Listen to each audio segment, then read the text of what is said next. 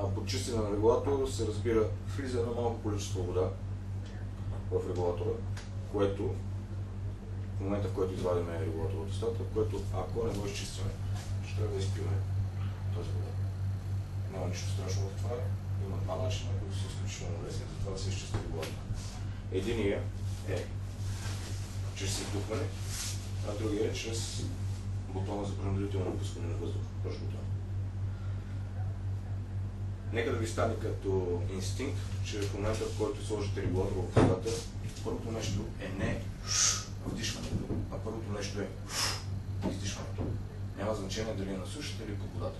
Просто го правете и знаете, че първото нещо, което трябва да направите след като сложите регулатор в устата е ако дори на сушата, на емит и останало вътре количество вода, дори на сушата има вероятност да го глътнете.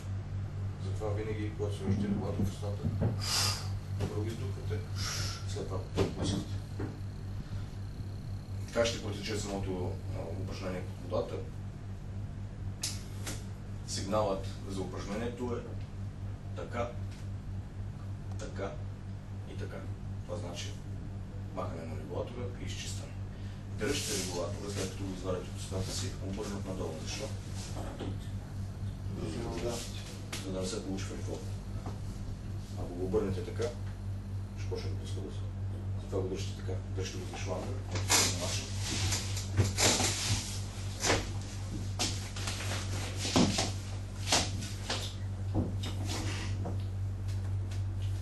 вземате си въздух и го държите ето по този начин.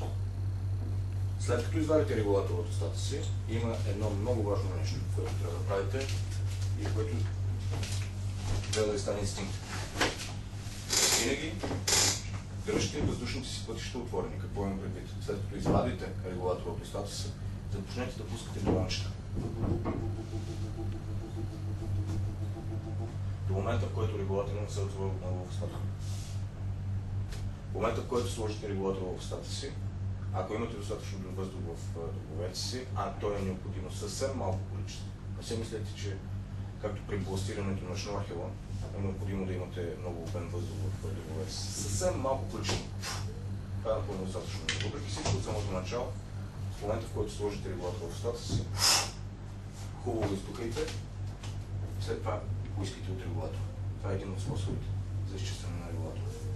Защо е необходимо да държим въздушните си пътища отворени? Защото с промяната на налягането се стяга вътре кислорода.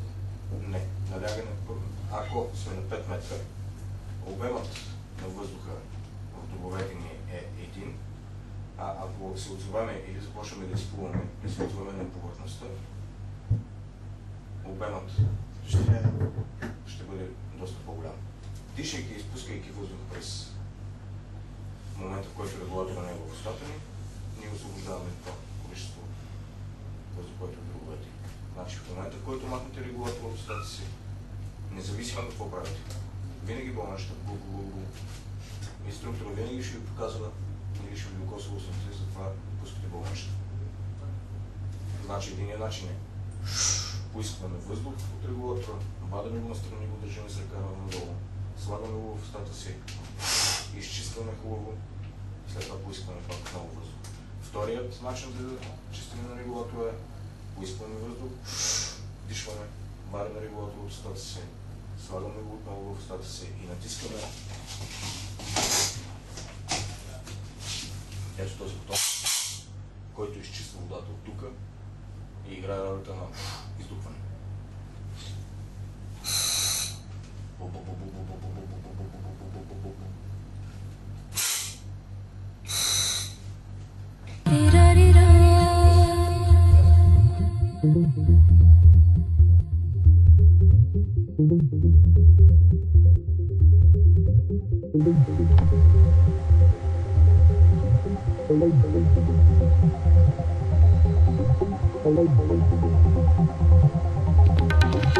Hello.